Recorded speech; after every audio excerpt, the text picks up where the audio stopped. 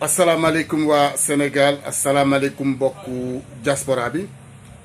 ginnaaw suñu leen nuyoo julli ci sang bi Seydina Muhammad rasulillah sallallahu alayhi wa sallam ñu am benn kilifa muy Ousmane mu nekk koo xamante ni képp koo xamante ni yaa ngi yeewu fii ci Maroc soo ko déggul aussi gis nga ko muy def benn liggéey bu am solo ci ay ONG lu jëm ci affaire immigration. dëmb ñu gis ak barki dëmb benn image boo xamante ni ñu ngi koy relier un peu partout dans le monde sunu mbokk nit ñu ñuul yi subsahariens yoo xam te bëri gaañu nañ fa ñeneen ñi génn nañ fa àdduna du leen jaale du jaale aussi le peuple marocain yoo xamante ni génn nañ fa àdduna mais coow li bëri na trop am commentaire yi bëri yoo xamante ne xew na ci maintenant moom lañ jël par téléphone muy Ousmane laaj ko par rapport moom impression par rapport à ça parce que nit la boo xamante ni moom Nador la nekk benn ñaar xew-xew yu bëri fa la koy fekk lu jëm ci vraiment jàppale ñoo xamante ni immigré yi ci wàllum solin ci wàllum lekk ak leneen yoo xamante ne xew na fa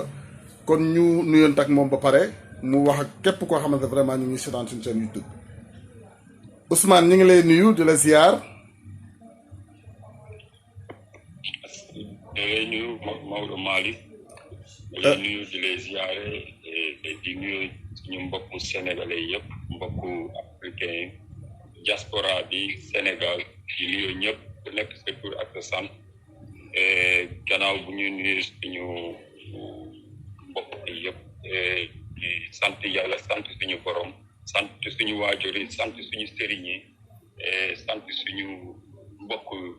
communauté sénégalaise bi yëpp bu nekk fii si Maroc ak bu nekk à l'extérieur du Maroc si diaspora bi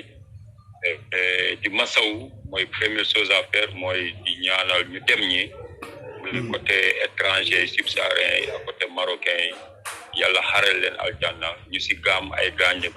yàlla jàppale leen di jóg si reprendre seen santé li si gën gaaw. alors Ousmane fu ñuy njëkk a tàmbale tey kan mooy Ousmane tey su nekkee ci wàllum liggéey bu muy def ci ay ONG kan mooy Ousmane est-ce que mën nga présenter wu devant cet écran là ñëpp du la seetaan du la déglu un peu partout dans le monde. ok Ousmane man Ousmane Ba laa tudd tu vois ñëw Maroc depuis ay at di militant engagé comme yeneen sénégalais comme yeneen subsahariens depuis les événements yu fi xewoon en 2005 2006 engagé pour la protection des droits des migrants aussi di jàppale communauté étrangère yi particulièrement communauté sénégalaise depuis at yooyu nag ci loolu la ñu nekk ci loolu la ñuy jëngu ci loolu la ñuy taxaw ci loolu la ñuy yëngu mais yàlla def at yu mujjee yi yàlla def wërsëg bi ñëwee côté Maroc parce que doomi aadama moom da ngay jéem rek waaye yàlla suñu borom fu mu la yóbbu foofu ngay féetoo yàlla def depuis 2016 la installé au Maroc fii Nador n'empêche que aussi chaque fois damay dem Rabat donc depuis ma installé wu fii Nador ONG bu may liggéey bi ONG la bu yoo xam ne day jàppale communauté étranger amuñu distinction donc étranger yëpp dañuy jàppale particulièrement en tant que sénégalais di si jàppale les suñu mbokk sénégalais yi ñu nekk fii si Nador ak si àll bi ci seen processus migratoire di leen di jàppale si luñ mun mooy feebar wàllu dugg-yaram wàllu colin wàllu dundin wàllu conseil surtout wàllu sensibilisation di domaine yi yëpp nag di bëgg tell aussi ñu jàppale la ñooy telloo réew ku si bugg a investir ñu jox la ay piste jox la ay contact mooy mun a investir mun a dund si Maroc avec le respect de dignité donc Ousmane Ba dama di Ousmane Ba xam mooy koo xam ne yàlla dafa teg di Nador ci Maroc di accompagner di jàppale communauté étrangère yi communauté sénégalaise yi et parfois pourquoi pas communauté marocaine yi aussi ci suñu wàllu liggéey. alors Ousmane dañuy dem droit au but directement mooy dee yi bëri nañu barki démb mu nekk loo xamante ni ñëpp gis nañ ko bu nga ko yégee nga nekk Nador tey lan la def en tant que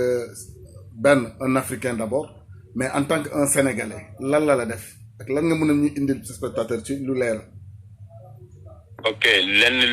li ma def mooy affaire yi bu mu amee d'abord daf ma njëkk laal émotionnellement moralement et tiis aussi daf ma laal parce que dafa yëngal ay souvenirs yu ñu dundoon des années 2005 ci forêt mooy Septembre Melolia événement yu amoon mais événement bi daf ko gën métti parce que fu ñuy wax ay 18 morts ay 29 morts ay 37 morts ba léegi mënaguñu am des chiffres exacts ci ñu seen bakkan rot loolu lu métti la aussi gaañu yu ci am nit yu ci gaañu aussi dafa daj te doy et lu ci gën bees encore mooy autorité marocain yi ñu bëri dañ ci am ay gaañu mais am na ci ñoo xam ne ñu ngi dëgg ni ñaari gendarmerie seen bakkan rot na ci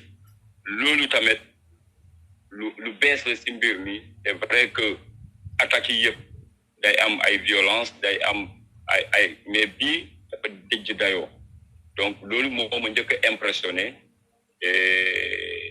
ak fu mu amee ak lu mu amee journée bi aussi dafa métti na lool métti na. alors suñuy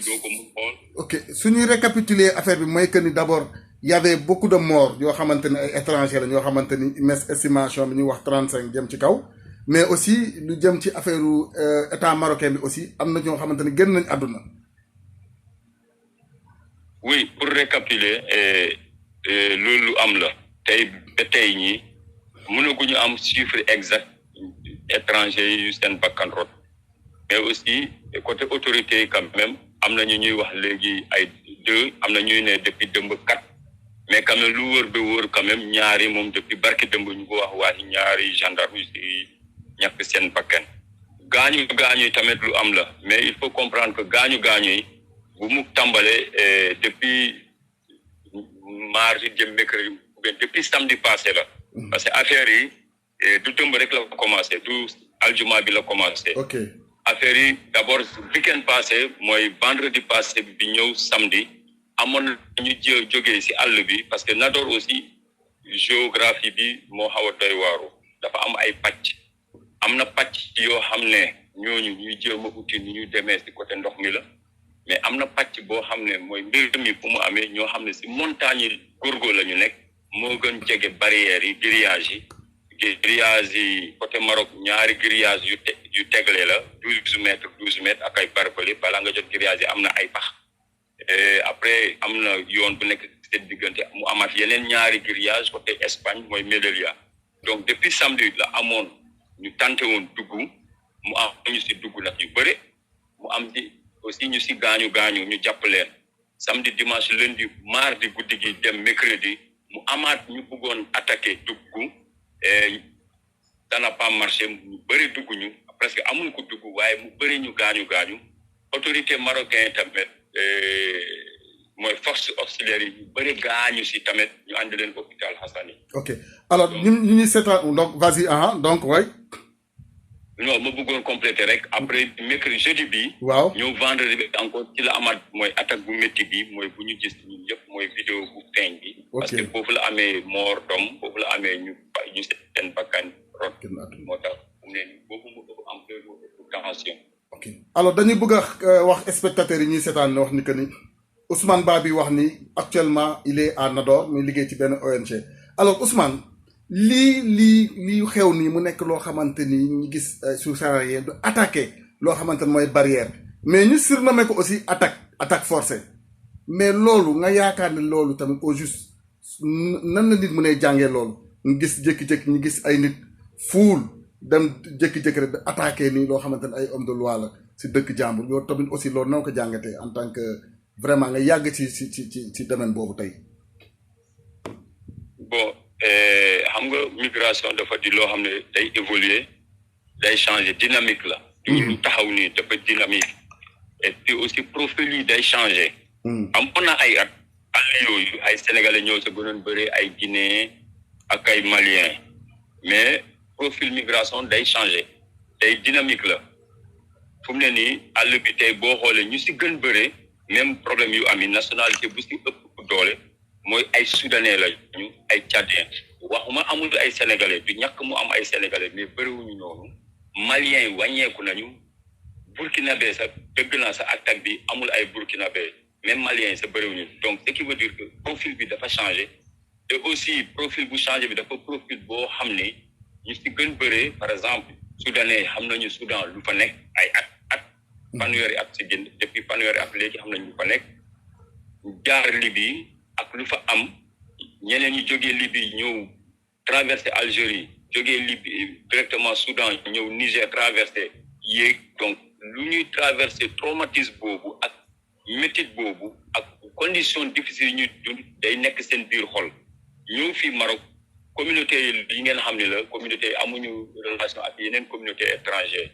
communauté bu beru la ñu gën bëree Ouzda ñëw Berkane ñëw Nador donc ñooñu àll boobu avant ñi ci dañuy jegewoon fu ñuy mën a dem am ndox am ji egg boutique yi mais comme rafle contrôle yi dafa métti xam nañu diggante Maroc ak Espagne Union européenne accord yi ñuy signé pour protéger frontières yi donc ñi ci dañu gën sori bu ñu nekk léegi ñi ci bu ñu gënee sori am dund mi dafa gën jafe egg boutique yi dafa métti dafa gën sori ndox mi gën jafe finalement ñoom foofu la ñuy nekk si biir métti ci condition yu jafe moo tax bu ñu wàccee pour dugg dem Espagne ak dañuy ñëw ak heure bu ñuy àndee boobu dañuy ànd ak doole ak violence des fois c'est pas chaque jour quand même il faut le dire parce que dañuy sonn bi moo tax nit lu ñuy wax nit bu xaddee rek bu demee ba sës amul lu mu dugul def jéem a dugg par la force si côté Melilla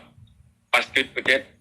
am na ñoo xam ne dañuy yaakaar comme Espagne Maroc ministre yu fan yi jamono yu passé nii gisee nañu pour mun a def yeneen accord de signé dañuy yaakaar peut-être ñoom bu ñu duggul fi ak jamono dañ leen di jàpp gën a leen donc lu métti la situation bi ngeen xam ne la bon nit yi dañu bëgg a dugg parce que fu ñu jógee si ay guerre la ñu jógee par exemple Soudan Tchad si ay guerre la ñu jógee Burkina si ay guerre Mali ak ñoo xam ne dañu dem uti meilleur avenir ñëw taxaw yaa ngi gis Espagne yaa ngi gis kër yi yaa ngi si oto yi di dem yaa ngi nekk ak sa xarit dem na dugg na yow da nga am xër bu lay pousse pour yow tamit forcé il faut nga dugg parce que diw jàll na yow da ngay jàll donc loolu day andi tension. Alors léegi fu ñuy xaw a daanale tuuti mooy aussi xam nga tey les Sénégalais se posent la question ñaata Sénégalais ñoo war a nekk ci mbir mi ak ñaata Sénégalais ñoo ci war a dee tey ban information boo xam te am nga ko yoo xam te war nga ko mën a joxe yoo xamante ne vraiment njott nañ aussi ay Sénégalais bokk nañ ci est-ce que aussi mën nañ jàpp aussi am nañ Sénégalais yi ñu bokk nañ ci am na Sénégalais yoo xam te dee nañ ci. Voilà fu mu ne nii kenn mënul confirmer je parle avec responsabilité kenn mënagul confirmer diw Sénégalais la parce que lu tax ñu dem ñi kenn du si yore papier du néew duñ si yore papier xamuñu kan mooy kan mais xam nañu quand même d'après les informations parce que ñun dañuy liggéey ak communauté yi xam nañu ne Soudanais ñoo si gën bëre man personnellement amoon naa contact sénégalais parce que man sénégalais si sama wàllu liggéey fépp fu ma gis sénégalais damay def pexe jox la suma numéro personnel suma ñaari numéro yëpp may jokkoo ak ñoom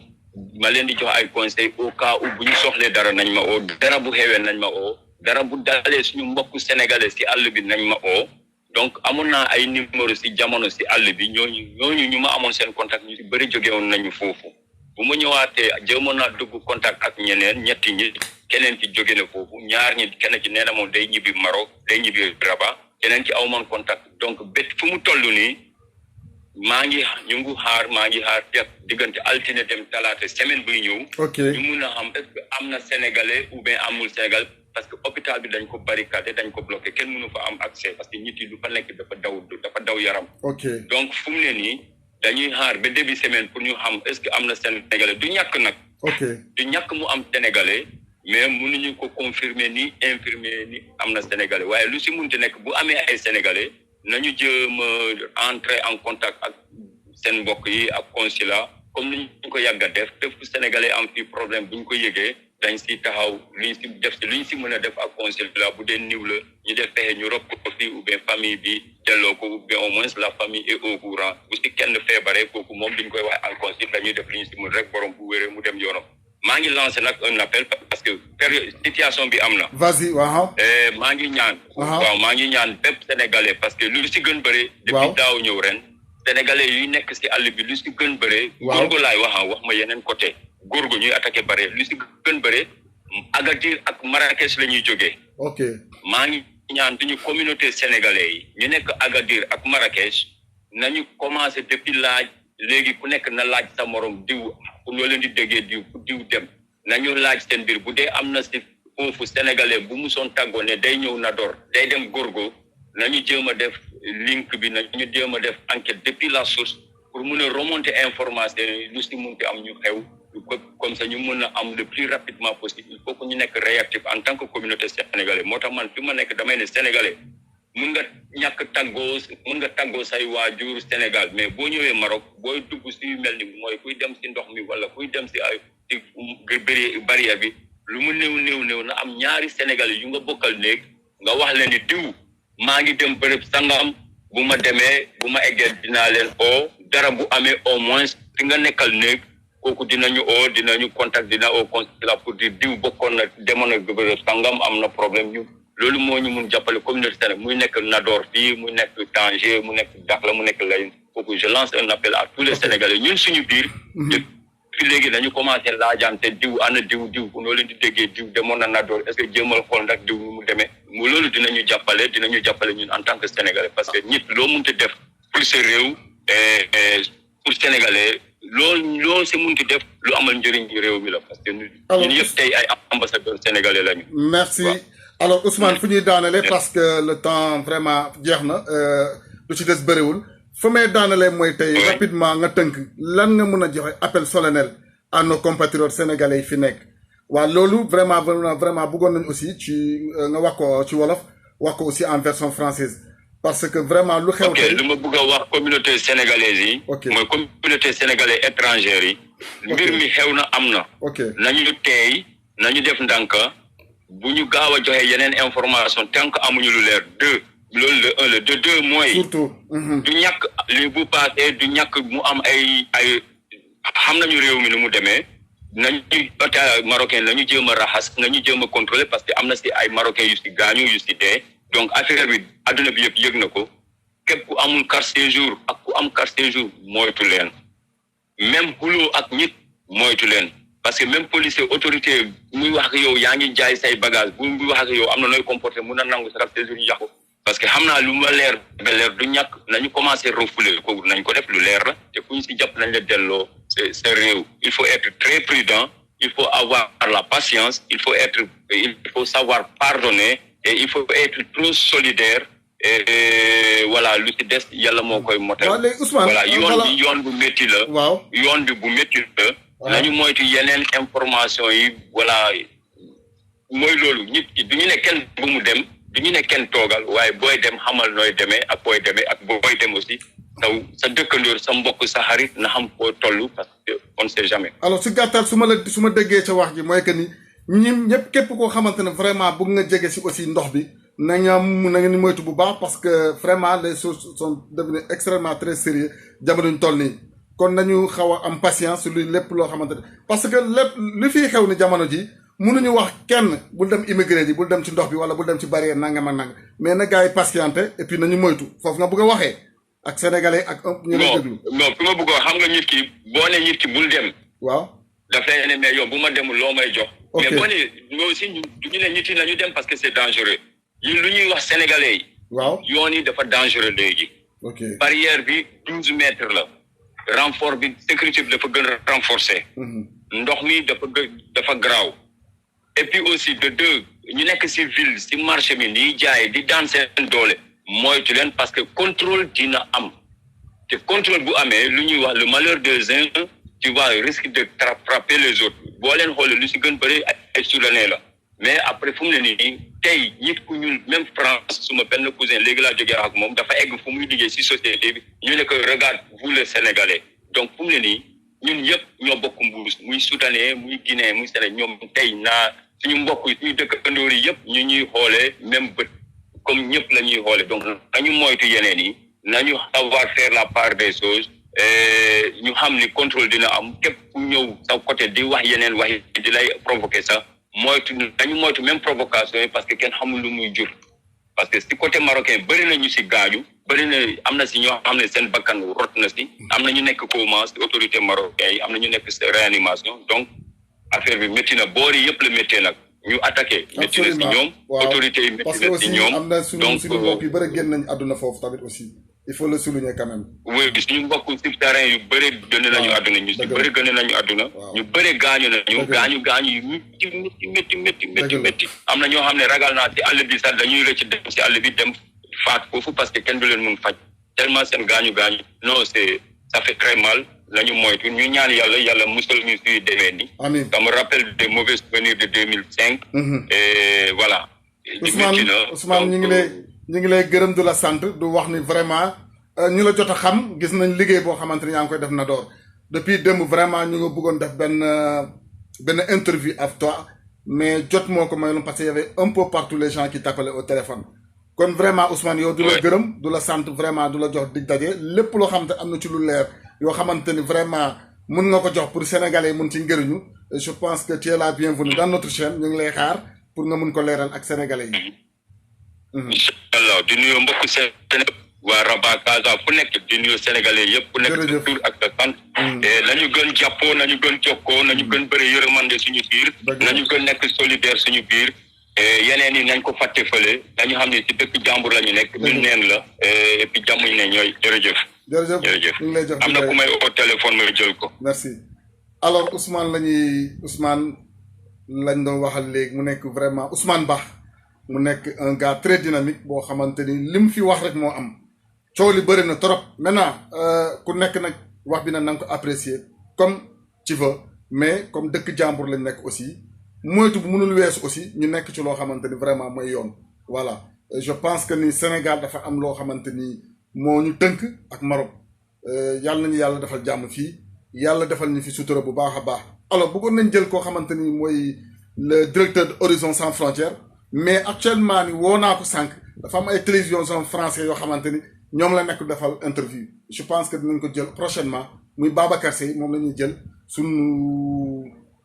sunu ligne pour mën a wax ak ñoom kon sénégalais yi mbokk yi vraiment lii moo xew ñu ngi koy jaale képp koo xamante ni vraiment yéen ngay suuf sa rek muy nit ku ñuul ñu jaale aussi le peuple marocain du ko jaarale aussi sur sa majesté le roi Mohammed VI que Dieu l'assiste parce que tey ñoom ñoo mën a joxe opportunité képp ku fi nekk tey nga nekk ci dëkk bi fii ku ñu bëgguloon tey doo fi dugg kon lii fi xew vraiment metti